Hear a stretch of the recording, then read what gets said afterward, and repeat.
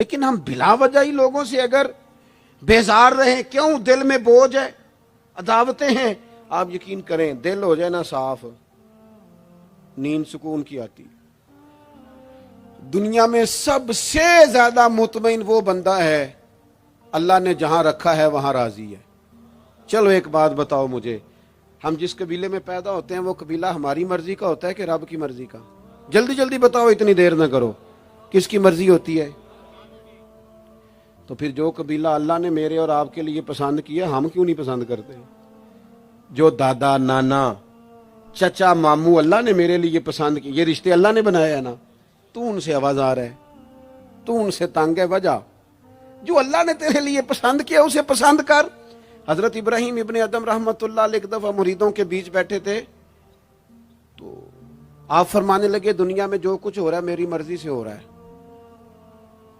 بعض بندے پریشان بھی ہو جاتے ہیں جلدی کہ اتنا بڑا دعویٰ کر دیا ہے، تو آپ ہنس پڑے، فرمانے لگے اگلی بات بھی سن لو پھر کوئی تبصرہ کرنا۔ فرمانے لگے جو کچھ ہو رہا ہے میری مرضی سے ہو رہا ہے، کیونکہ میری وہی مرضی ہے جو میرے رب کی مرضی ہے۔ میں نے اپنی مرضی اپنے رب کی مرضی میں فنا کر دی۔ اب میری مرضی کوئی نہیں، سانو قید سجن دا گہنا ہے، او جینج رکھے ایسا اونج رہنا ہے۔ ہم نے چھوڑ دی اپنی مرضی، اپنا ہے ہی کچھ نہیں۔ ہم نے نہ کبھی قطرے پہ غور کیا اور نہ دریا دیکھا، بس جہاں تیری جھلک دیکھی وہیں ڈوب گئے۔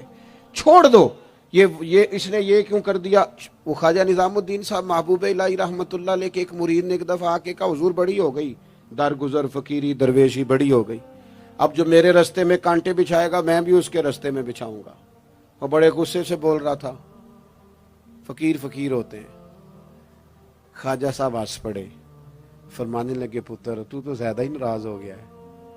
کہنے لگا نہیں حضور، ہمیں کچھ کرنا نہیں آتا، ہمیں بھی سارا ہی پتہ ہے، سٹ تے پکھڑا کوار گندل اسی اور بھی بوٹیاں جاننے ہاں، ہمیں بھی سارا ہی پتہ ہے، نمٹ نہیں لینا سویرے۔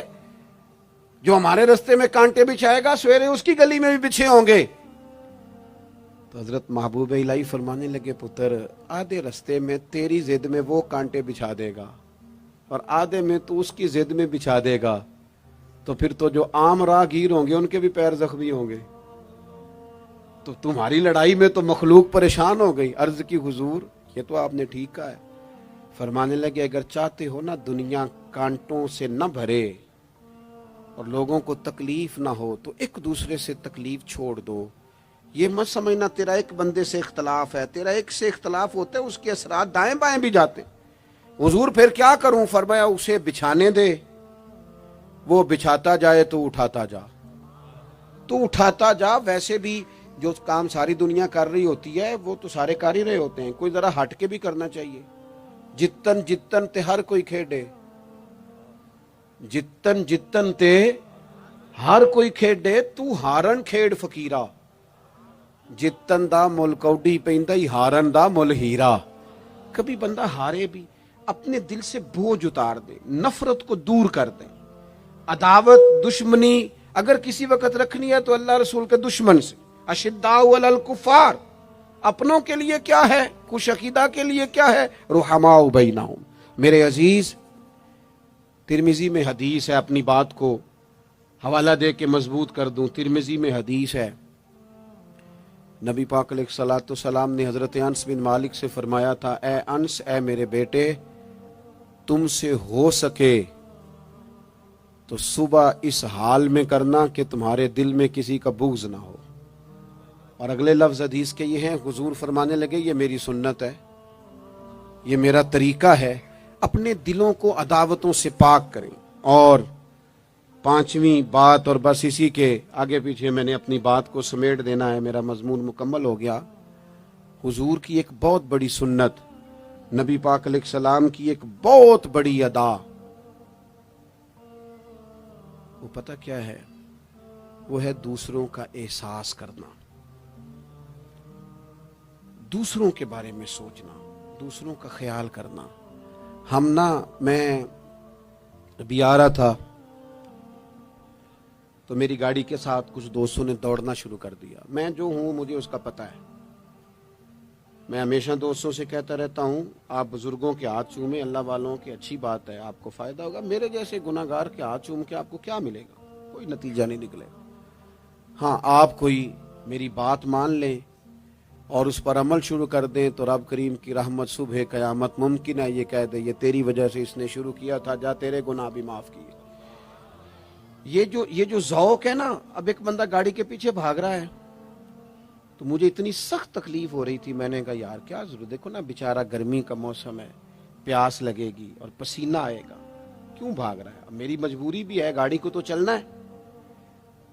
جب تک ہم احساس پیدا نہیں نہ کرتے، میرے قبلہ عالم فرمایا کرتے تھے کہ تیری گاڑی کے آگے سے کوئی غلط کراس کر گیا اور دوڑ کے گزر گیا اور کوئی سخت جملہ بھی کہہ گیا ہے، اس پر بھی تنقید نہ کر، تو اپنے دل میں اس کا احساس پیدا کر، سوچ کے ہو سکتا ہے اسے گھر میں کوئی ایمرجنسی ہو گئی ہو.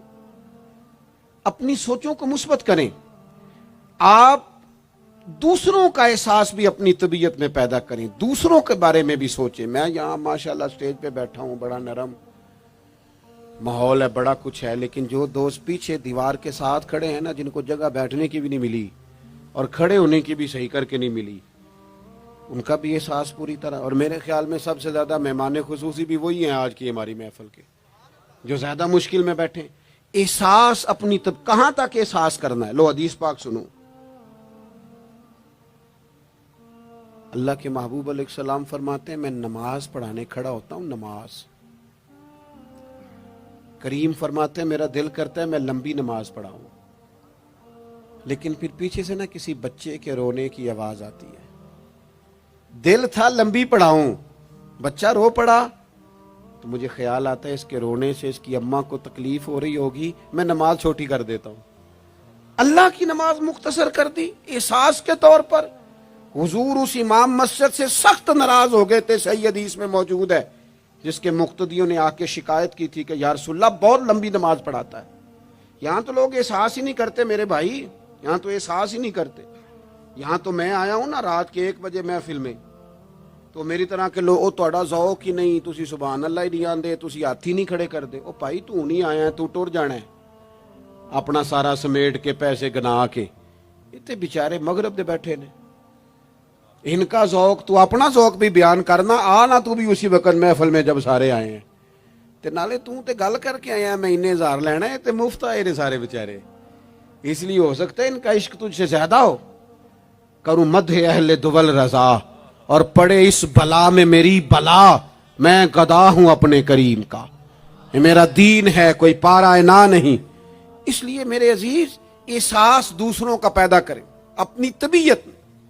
ہم نا احساس نہیں کرتے، خدا را احساس کرو.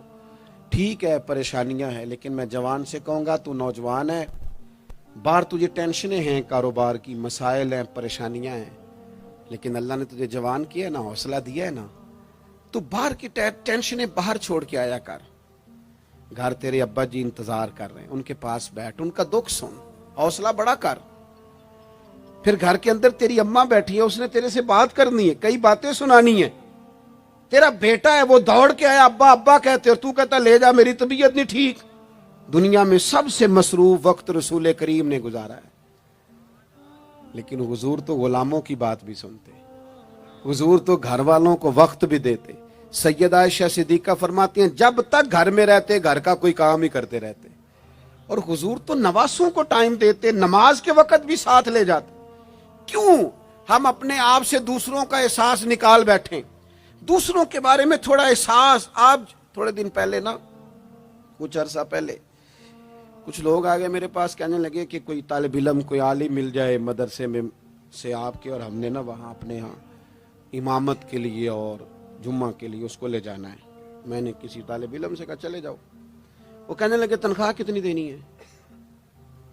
میں نے کہا کوئی زیادہ نہیں، جتنا آپ کے گھر کا خرچہ ہے اتنا اس کو بھی دے دیں. وہ پریشان ہو گیا، جی میں تسی نہیں سارے ہو گئے، تو اتنے پیسے دے دیں جتنا ہمارا خرچہ ہے. ہم تو صاحب ہوتے ہیں، اس کو کیسے دے دیں یہ والا خرچہ؟ تو کہنے لگے نہیں جی وہ تو ٹھیک ہے، تسی کوئی 10 چھڑو. اور میں نے کہا میں آپ کو وہ بتا رہا ہوں جو حضرت صدیق اکبر نے بتایا ہے. آپ کی تنخواہ کتنی لگائیں؟ کہا درمیانے مہاجر کا جتنا خرچہ ہے نا اتنا میرا بھی لگا دو. حضور گزارا نہ ہوا، فرمایا میں لوگوں کی تنخواہیں بڑھا دوں گا، جہاں سب کا گزارا ہوگا ابو بکر کا بھی ہو جائے گا.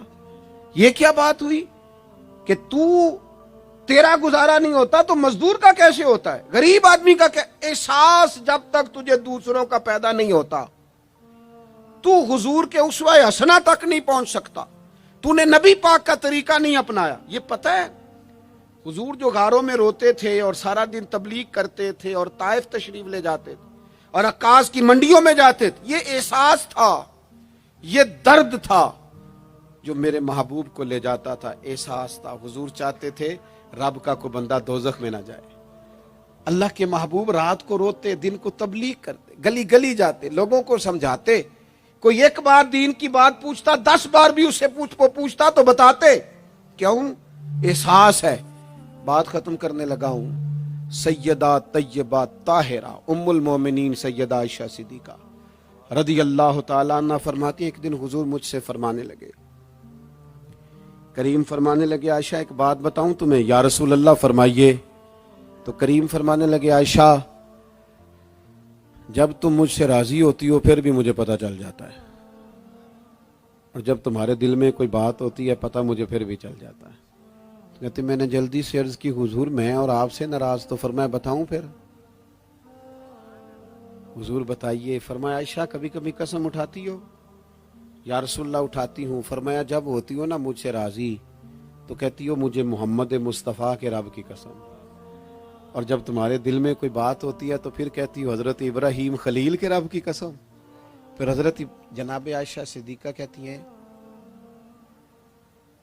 میں تمہیں بتا نہیں سکتی لوگوں میرے دل کا عالم کیا تھا یہ بات سن کے. یا رسول اللہ آپ لفظوں سے احساس کا پتہ کر لیتے ہیں، کوئی سوچ کیا رہا ہے؟ یہاں تو گھر والے پورا احتجاج کریں. احتجاج. میں ایک دفعہ کہیں کھانے کے لیے گیا تھا تو میں نے کہہ دیا کھانا بڑا اچھا پکا ہے. ایک آدھ اور بزرگ سے بھی میں نے وہ بات سنی تھی، پھر وہ پریکٹیکلی میرے ساتھ ہو، میں کھانا بڑا اچھا ہے جی. تھوڑی دیر کے بعد نا گھر کے اندر سے رونے کی آواز آنے لگی. تو مناسب تو نہیں ہوتا کسی کے گھر کے مسئلے میں ایسی بات پوچھنا، لیکن وہ جب ماحول زیادہ ہی بڑا تو میں نے میزبان سے کہا کہ خیر تو ہے گھر میں سب ٹھیک ہے؟ تو کہنے لگے آپ کی وجہ سے رو رہے ہیں. میں نے کہا کہنے لگے آپ نے بڑی تعریف کی ہے نا، کھانا بڑا اچھا پکا ہے. تو میری بیوی ہے تو عزیزوں میں سے، پر وہ گھر غریب ہے. اس نے کہا 14-15 سال ہو گئے اس گھر میں کھانا پکاتے، آج تک نہیں کسی نے کہا اچھا پکا ہے. میں غریب کی بیٹی ہوں، آج وہ تعریف سنی ہے تو دل کسی اور طرف ہی چلا گیا ہے. اتنا بھی احساس نہیں جو صبح سے گرمی میں کھڑے. آپ کو پتہ ہے نبی پاک نے کبھی کھانے میں نقص نہیں نکالا تھا. سیدہ عائشہ کہتی ہیں پسند ہوتا تو کھا لیتے ورنہ چھوڑ دیتے. کبھی عیب تو ہنڈیا پھینک دیتا. آنا گرمی میں تو بھی کھڑا ہونا، جہاں اماں کھڑی ہے، بیوی کھڑی ہے، بہنیں کھڑی ہیں، کھڑا ہونا 10 منٹ. تو بھی احساس ہی نہیں، صرف اپنا ہی پتہ ہے. سیدہ عائشہ صدیقہ یہ حضور کا اسوہ حسنہ ہے. یہ طریقے اپناؤ زندگی میں. 4 5 8 چیزوں کو فقط سنت نہ سمجھو، یہ وسعت ہے حضور کے اسوہ نور میں. سیدہ عائشہ کہنے لگی، کریم فرمانے لگے تم قسم اٹھاتے حضرت ابراہیم کا نام لیتی ہو تو میں سمجھ جاتا ہوں. جناب عائشہ کہتی ہیں بس دل مچل گیا، کیفیت اور کی اور ہو گئی.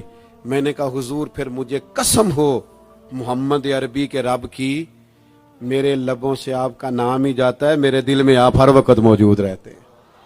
میرے عزیز کچھ باتیں آپ سے میں نے عرض کی. میں اپنی گفتگو کو بھی دیکھتا ہے جو بڑے مالدار ہوتے ہیں، اور ایسے لوگوں کو بھی دیکھتا ہے جو بیچارے ایک وقت کھاتے ہیں اور دوسرے وقت کے لیے پریشان رہتے ہیں. اپنی زندگی میں وہ صحت مند، توانا، خوبرو لوگوں کو بھی دیکھتا ہے، اور بیمار اور کمزور، ضعیف اور ناتواں لوگوں کو بھی دیکھتا ہے.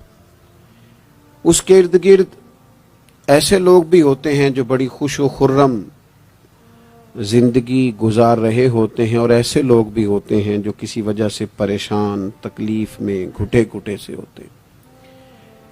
انسان اپنے ماحول سے بھی سیکھتا ہے، معاشرے سے بھی سیکھتا ہے، اور پھر جب وہ لوگوں کے قریب جاتا ہے اور اپنے گھر سے اٹھ کر وہ لوگوں سے ملاقات کرتا ہے تو مختلف قسم کے مشورے، مختلف قسم کی آراء اور مختلف قسم کے مشیر اسے ملنا شروع ہو جاتے ہیں.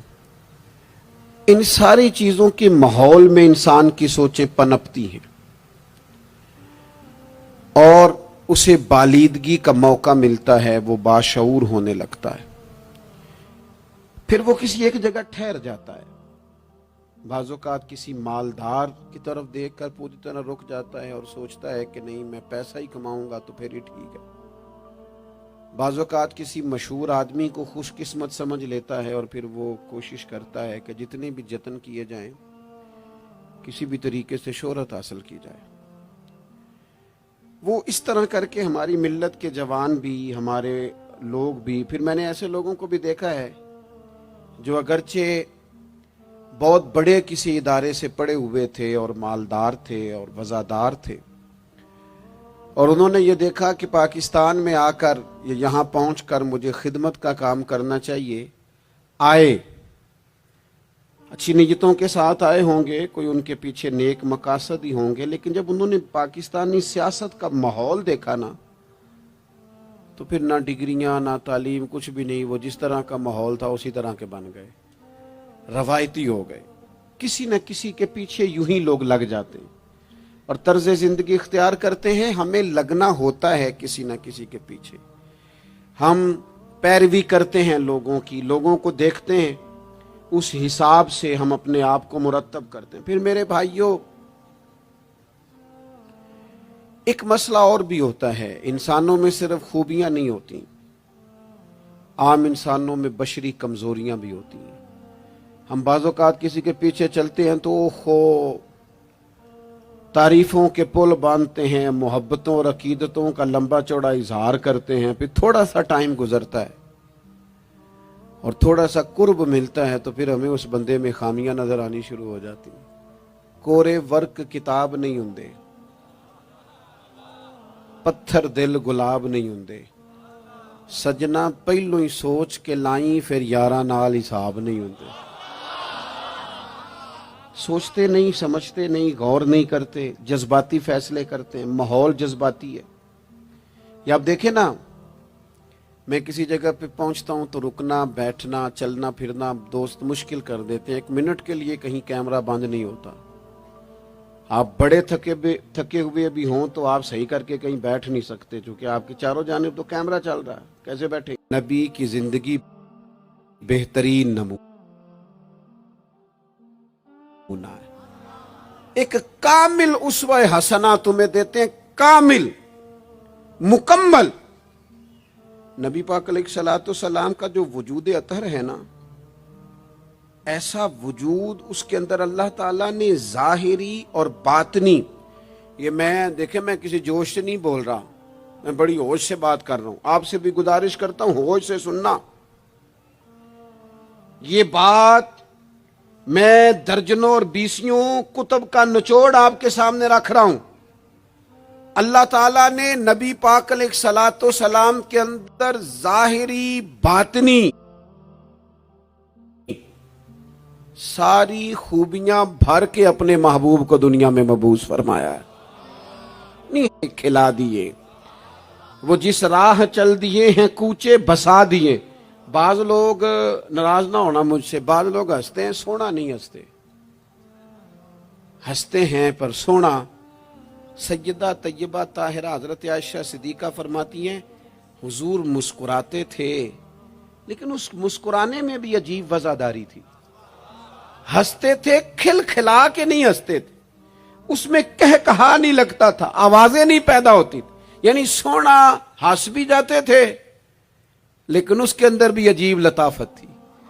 وہ کیسا ہنسنا تھا؟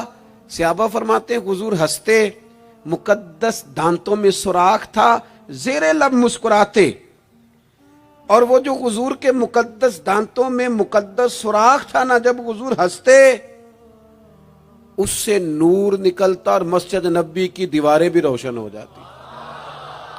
یعنی ایسا نہیں ہنسنا جس طرح کوئی میری طرح کا آدمی ہنستا ہے تو لوٹ پوٹ ہو جاتا ہے اور اس ہنسنے کے اندر کئی دفعہ وزاداری قائم نہیں رہتی، کئی دفعہ اس کے اندر وہ وقار قائم نہیں رہتا۔ حضور ہنستے تو تبسم کرتے، یعنی ہنس بھی رہے ہیں تو ہنسنا بھی بڑا ہی باکمال ہے۔ اور میرے اعلیٰ حضرت تو کہتے ہیں بس وہ ہنس پڑتے تھے پھر جو عمر بھر کے رو رہے ہوتے تھے نا وہ حضور کا ہنسنا دیکھ کے ہنس پڑتے تھے. گویا نا جہاں جہاں خزاں ہوتی تھی بہار آ جاتی تھی, جہاں جہاں دکھ ہوتے تھے سکھ آ جاتے تھے, جہاں جہاں بھی کوئی کمزوری ہوتی تھی خدا کہتے ہیں جس کی تسکین سے روتے ہوئے ہنس پڑے اس تبسم کی عادت پہ لاکھوں سلام. ایک تو ان کا ہنسنا بڑا با کمال تھا اور پھر یہ تھا کہ ان کا رونا بھی بڑا با کمال تھا, بڑا با کمال. یعنی وہ کبھی رو پڑے اور کبھی کریم کی آنکھوں میں آنسو آ جائیں اور کبھی ان کے چہرے پر افسردگی آ جائے تو یوں لگتا تھا کہ پھولوں نے کھلنا چھوڑ دیا ہے, کلیاں اپنی جگہ سے ہٹ گئی ہیں. سمندر نے کہا نہیں اب شور نہیں کرنا. یوں لگتا تھا کہ تتلیاں اپنی جگہوں پہ بیٹھ گئیں. جب وہ کبھی روتے تھے تو یوں محسوس ہوتا تھا کہ جیسے چاند کہتا ہے کہ نہیں اب میں نے نہیں کھل کے چمکنا, محبوب تو رو پڑے. اور کبھی کریم روئے, آنکھوں میں آنسو آئے تو ان کے رونے میں حسن اتنا تھا, کمال اتنا تھا کہ جبریل امین آئے اور آ کے عرض گزار ہوئے, یا رسول اللہ سارے بھید جاننے والا رب پوچھتا ہے کریم سے پوچھو نا, محبوب سے پوچھو نا روئے کیوں ہیں, یہ رو پڑے ہیں کیوں روئے ہیں, سارے بھید جاننے والے مالک کیوں روئے. تو محبوب فرمانے لگے جبریل امت کا قیامت کا حساب, قیامت کی گرمی, اللہ تعالیٰ کا کرسی عدالت میں اپنی شان کے لائق جلوہ فروز ہونا, امت کی کمزوریاں سستیاں غفلتیں ان کو یاد کر کے رو پڑا ہوں, غم امت نے نڈھال کر دیا ہے. حضرت جبریل بارگاہ ایزوی سے پیغام لائے, محبوب کریم صلی اللہ تعالی علیہ وآلہ وسلم نے حضور روئے. تو جب جبریل امین یہ پیغام لے کے لوٹتے ہیں تو رب کریم نے کیا فرمایا؟ آپ کی توجہ ہے میری بات پر؟ مالک کریم نے کیا فرمایا؟ وہ آیت نازل ہوئی جس کے بارے میں امام زین العابدین رضی اللہ تعالیٰ عنہ فرماتے ہیں قرآن میں سب سے امید والی آیت یہ ہے. روئے حضور اور جناب جبریل پوچھ کر واپس گئے تو رب کریم نے فرمایا جا کے میرے محبوب سے فرما دیں وَلَسَوْفَ يُؤْتِيكَ رَبُّكَ فَتَرْضَىٰ, محبوب رب آپ کو اتنا دے گا کہ آپ اپنے رب سے راضی ہو جائیں گے. محبوب آپ کو راضی کریں گے, نہ روئیں, آپ کو راضی کریں گے آپ. اور حضور کیا فرماتے ہیں؟ فرمایا جب تک میرا ایک امتی بھی دوزخ میں کوئی نہیں راضی ہوتا. اللہ کیا جہنم اب بھی نہ سرد ہوگا؟ رو رو کے مصطفیٰ نے دریا بہا دیے. حضور کا ہنسنا بھی با کمال, رو دینا بھی با کمال. ان کا کسی بندے سے محبت سے اٹھ کے گلے لگانا بھی با کمال. اور کبھی حضور جلال کریں تو محبوب فرمانے لگے میں نے دعا مانگی ہے, اے اللہ اگر میں کسی کو جھڑک دوں تو اتنا ثواب دینا جتنا تو فرض نماز کا ثواب دیتا ہے. یہاں یہ بھی ہر زاویے سے, ہر نگاہ سے. میں کیا آپ کو عرض کروں, ہم نے نہ کبھی سیرت بیان کی میری طرح کے لوگوں نے, نہ قوم اس طرح سے سیرت کو پڑھتی ہے. سیرت نبوی کا ایک ایک پہلو کبھی کھولا جائے. یہ جو زمانے میں بے چینی پائی جاتی ہے نا, بے قراری پائی جاتی ہے اور ذہنی انتشار ہے اور فکری الجھاؤ ہے اور ٹوٹتی بکھرتی سوچیں, یہ ساری ختم ہو جائیں.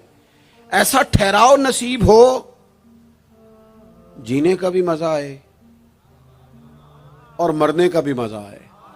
اگر حضور کی سیرت مقدسہ کو سمجھا جائے تو محبوب کی زندگی ہر طرح سے کامل ہے, مکمل ہے, اکمل ہے.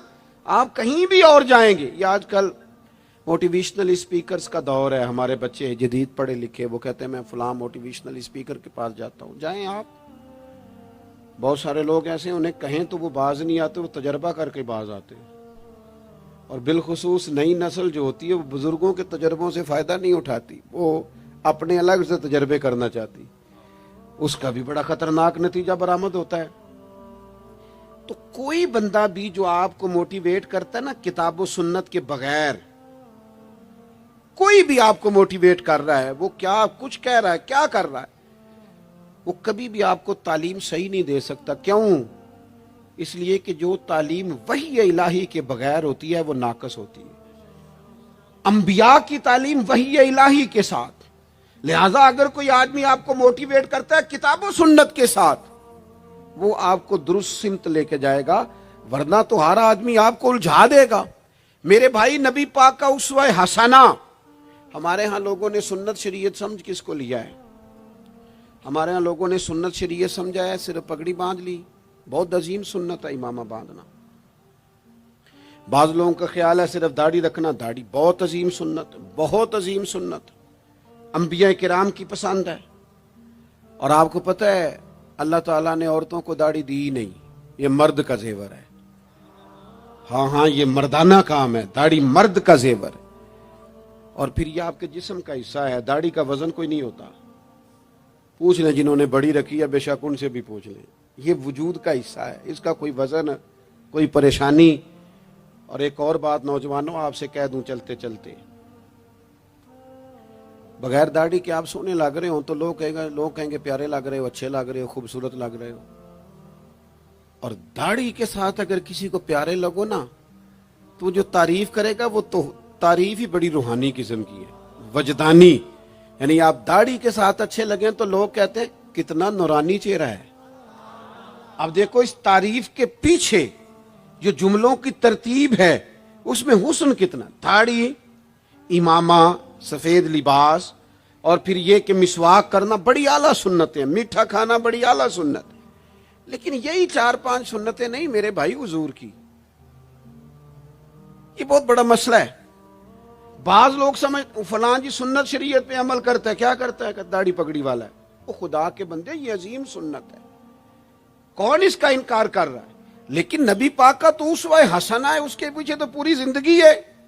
ادھر دیکھو میرے، اچھا پھر ایک اور بات، بعض لوگ سمجھتے ہیں میٹھا بولنا صرف سنت ہے اور اخلاق کی علامت ہے، صرف میٹھا بولنا۔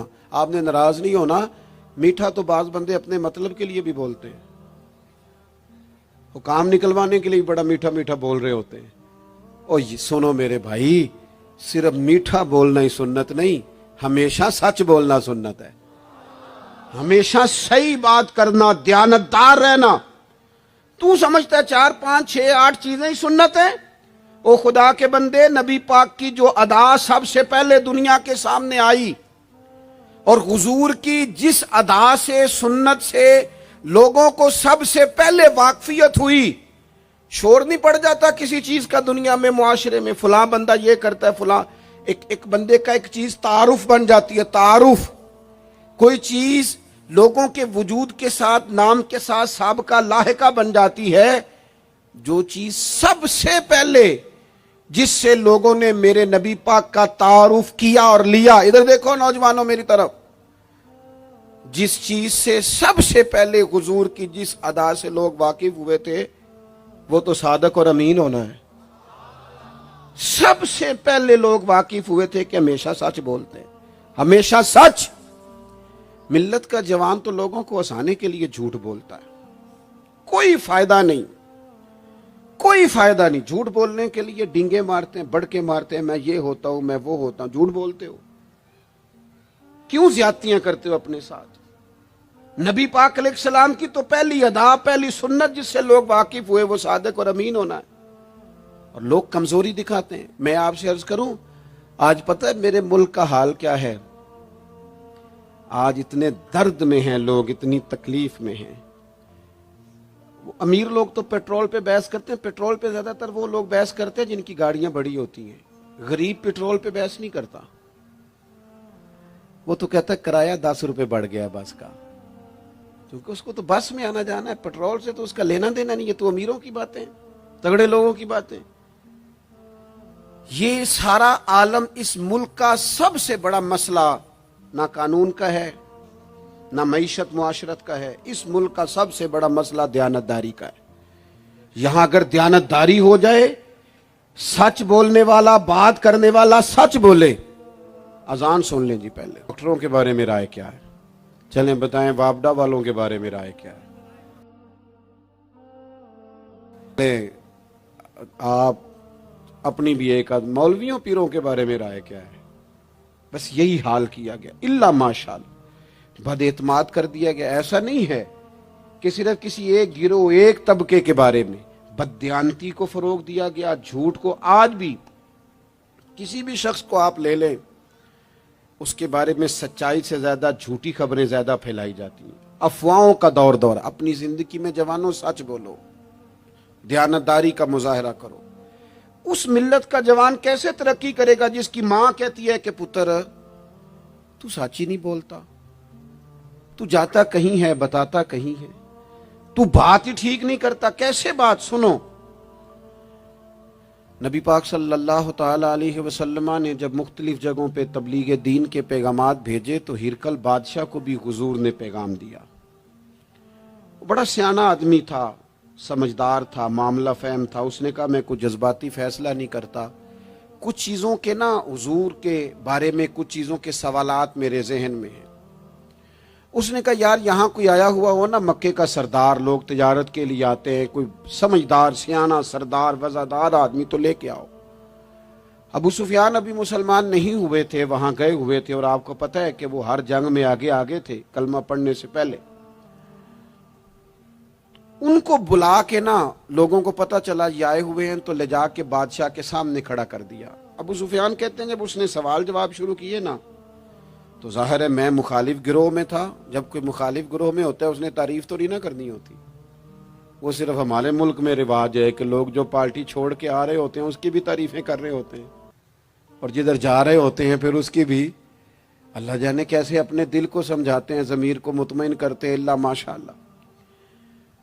ابو سفیان کہتے ہیں میں چونکہ دوسرے گروہ میں تھا تو بادشاہ نے جو بات بھی پوچھی میں نے رائے مخالف دی۔ جو بھی پوچھا کہ وہ محبوب علیہ السلام جو دعوی نبوت کرتے ہیں، ان کا کلمہ پڑھنے والے امیر ہیں، غریب ہیں، بات کیا ہے، جنگیں ہوئی ہیں تو نتیجہ، ایک طویل گفتگو ہے۔ ابو سفیان کہتے ہیں آخر میں بادشاہ نے ایک سوال پوچھا، یہ جوان زیادہ غور کریں گے، سوال پوچھا۔ ابو سفیان کہتے ہیں مجھ سے کہنے لگا وہ جس کریم محبوب علیہ السلام نے دعوی نبوت کیا ہے، کیا کبھی انہوں نے جھوٹ بھی بولا ہے؟ ابو سفیان کہتے ہیں میں چپ کر گیا۔ ایک منٹ کے لیے میرے دل میں خیال آیا معاذ اللہ کہہ دوں بولا ہے، پھر میں نے سوچا یہ تو عرب کی وزاداری کے خلاف ہے کہ میں جھوٹ بولوں۔ اور پھر ابو سفیان کہتے ہیں میرے دل کے کونے سے آواز آئی میں کوئی اور بات کروں گا تو شاید کوئی تھوڑی دیر کے لیے سوچے، اور اللہ کے رسول نے جھوٹ بولا یہ تو مانے گا ہی کوئی نہیں، یہ تو مخالف نہیں مانیں گے، کافر مشرک نہیں مانیں گے۔ بادشاہ کہنے لگا سوچتے کیا ہو، بتاؤ کیا کبھی انہوں نے جھوٹ بولا ہے؟ تو ابو سفیان کہتے میرے ہاتھ میں چھڑی تھی، میں نے اٹھا کے دوبارہ زمین پہ رکھی۔ میں نے کہا بادشاہ وہ رشتے میں میرے بھتیجے لگتے ہیں، میری ان سے مخالفت ہے، میں ان کے مقابل فوجیں تک لے کے آتا ہوں، وہ ہمارے بتوں کو برا کہتے ہیں، رائے کا اختلاف اپنی جگہ پر، لیکن وہ میرے سامنے پیدا ہوئے میرے بھتیجے ہیں، میں نے انہیں ماں کی گود میں بھی دیکھا ہے، دادا کے کندھوں پہ بھی دیکھا ہے، سیدہ خدیجہ کا دولہا بنے بھی دیکھا ہے، میں نے ان کی گود میں ان کی بیٹیوں کو کھیلتے بھی دیکھا ہے۔ اختلاف اور مخالفت اپنی جگہ پر وہ کریم میرے سامنے پیدا ہوئے اور ان کے مقدس بال میری آنکھوں کے سامنے سفید ہوئے، ان کی زبان سے جو بھی نکلتا ہے حق اور سچ ہی نکلتا ہے۔ وہ اسیر دشمن کی چاہ میں بھی، مخالفوں کی نگاہ میں بھی وہ امی ہے، صادق ہے، معتبر ہے، میرا پیغمبر عظیم تر ہے، کبھی زبان سے جھوٹ نہیں نکلا۔ اللہ آپ کو جزا دے۔ سنیں جی، کچھ خطیب بغیر نعروں کے بھی تقریر کر لیتے ہیں یار، اونچی سبحان اللہ کے بغیر بھی کام چل جائے گا انشاءاللہ۔ آپ خالی سنتے جائیں نہ بھی سبحان اللہ کہیں، پھر بھی گزارا، اثر کرے نہ کرے سن تو لے میری فریاد، اور نہیں ہے داد کا طالب یہ بندہ آزاد۔ میرے عزیز، نبی پاک علیہ الصلوۃ والسلام نے سچ بولا۔ ابو سفیان کہتے ہیں ان کی زبان سے سوائے حق سچ کے کبھی کچھ نکلا؟ کریں نا تھوڑی پابندی ہم بھی سچ کی، کریں نا۔ اچھا ہم بولتے ہیں سچ، بہت سارے لوگ سچ بولتے ہیں، لیکن وہ دوسروں کے بارے میں بولتے ہیں, اپنے بارے میں نہیں بولتے. اس نے اتنا جھوٹ بولا, اس نے اتنی کرپشن کی, فلانے نے یہ کہا, دوسروں کے بارے میں بول رہا ہے. اپنے بارے میں سچ بول, اپنے بارے میں تو بتا تو نے کیا کیا ہے. نہ ادھر ادھر کی تو بات کر, بتا کہ قافلہ کیوں لٹا. مجھے راہزنوں سے غرض نہیں, تیری راہبری کا سوال ہے. تو کہاں تھا, اپنی بات بتا. ابو سفیان کہتے ہیں جب میں نے بادشاہ کو یہ بات بتائی نا, اس نے چادر کندھے پہ رکھی اور وہ جانے لگا, تو میں نے کہا یار تو نے اتنی باتیں پوچھی, میں نے اتنے جواب دیے, کوئی نتیجہ بات کا کوئی رزلٹ بھی نکلتا ہے نا, کوئی اینڈ بھی ہوتا ہے, کوئی نتیجہ بتا. تو کہتے ہیں بڑے تحمل سے, بردباری سے بادشاہ ہنس پڑا. ہنس کے کہنے لگا نتیجہ تو نکل آیا. کہا کیا نتیجہ نکلا؟ تو کہنے لگا یار جس بندے نے کبھی بندوں سے جھوٹ نہیں بولا, وہ یہ والا جھوٹ کیوں بولے گا کہ میں اللہ کا رسول بن کے آیا ہوں. جو بولتے ہی سچ ہیں تو پھر گویا وہ کہہ رہا تھا مان لو کہ یہ بھی وہ سچ ہی بولتے ہیں کہ میں اللہ کا رسول بن کے آیا ہوں. ایک تو حضور کی اس اہم ادا کو اپناؤ. آپ کو پتہ ہے کسی باپ نے کسی مجبوری سے کبھی کہا ہوگا اپنے بیٹے کو چلے 2 منٹ کے لیے مان لیتے ہیں, کوئی مجبوری ہوگی, اس نے چلے فرض کیا کسی مجبوری کے تحت اس نے کہا تھا اپنے بیٹے کو کہ باہر جو بندہ آیا اسے کہہ دو کہ میں گھر میں نہیں.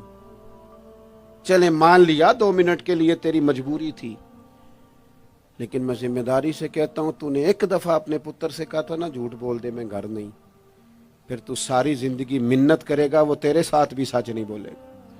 اتنی بڑی بیماری ہے یہ, گھر توڑتی ہے, گھر یہ قبیلے توڑتی ہے, رشتوں کو کمزور. کیوں جھوٹ بولتے ہو رشتہ کرتے وقت کہ بچہ یہ کماتا ہے یہ کماتا ہے, کیوں جھوٹ بولتے ہو؟ صاف ستھری 2 ٹوک بات کرو.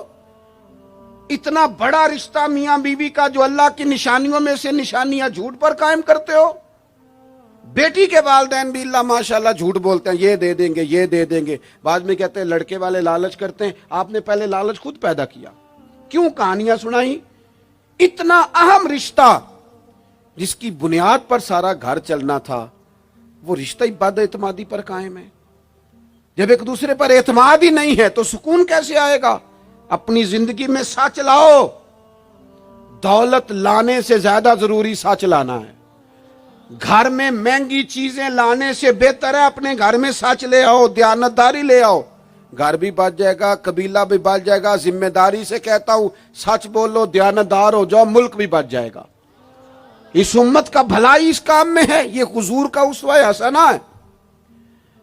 اور تیسری بات,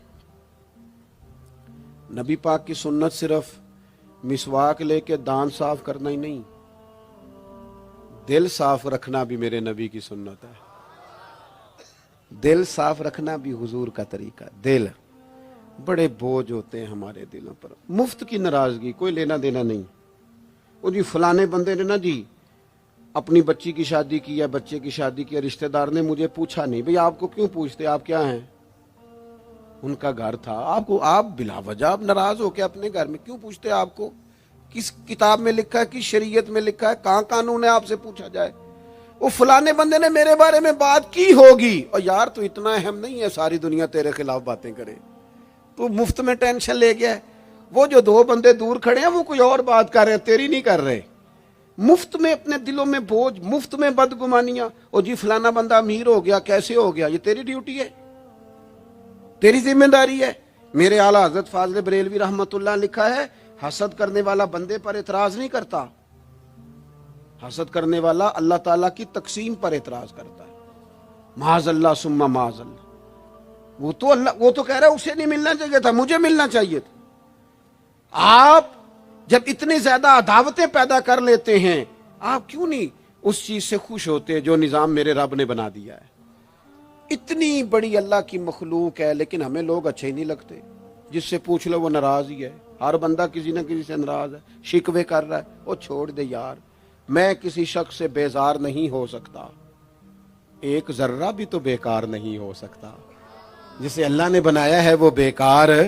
میں بدعقیدہ بد مذہب کی بات نہیں کر رہا. وہ پھر دہراتا ہوں, ایک تو حضور کی زندگی کامل ہے, مکمل ہے, اسے پڑھو. جس زاویے سے ہنسنا بھی با کمال ہے, رونا بھی بڑا قیمتی ہے. जिस जाविये से पढ़ोगे कमाल ही कमाल। और फिर हुजूर का उसवा हसना पूरी जिंदगी पे लागू करो। एक तो सच बोलें, बदयांती कभी ना करें, झूठ कभी ना बोलें, और अपने दिलों से सारे हसद, बुग़ज़, अदावतें, दिल दरिया समुंदरों डूंगे कौन दिलां दियां जाने, 14 तबक मेरे दिले दे अंदर, मैं तंबू वांगू ताने। दिल में गुंजाइश पैदा करें। और आखिरी बात आपसे ये अर्ज की है, दूसरों का एहसास पैदा करें। दूसरों के लिए हम उस दीन के मानने वाले हैं इसमें से आबा जख्मी हालत में मैदान में जख्मों से चूर भी पड़े हो ना, तो फिर भी कहते हैं पानी मेरे भाई को पिला दो। पानी उस दीन के मानने वाले। हमें ना खुद गर्ज किया गया, अपनी अपनी पे लगा दिया गया है। बांटना शुरू करोगे ना, बांटना, उसमें सफाई भी है, बरकत भी है। और जो बांटते हैं उनके खजाने खाली नहीं होते, उन्हें अल्लाह ताला भी फरमाता है। फिर एक दफ़ा दुआ करता हूँ, अल्लाह ताला अहबाब की कोशिश को अपनी बारगाह में कबूल फरमाए। हज़रत किबला पीर साहिब दामद बरकातुहुल आलिया आस्तान आलिया सालकाबाद शरीफ से आप तशरीफ़ लाए, आपने सदारत भी फरमाई और हम सब के लिए दुआ भी फरमाएंगे। अल्लाह तबारक व तआला इस बज़्म नूर को कबूलियत का दर्जा अता फरमाए। वमा अलैना इल्लल बलाग।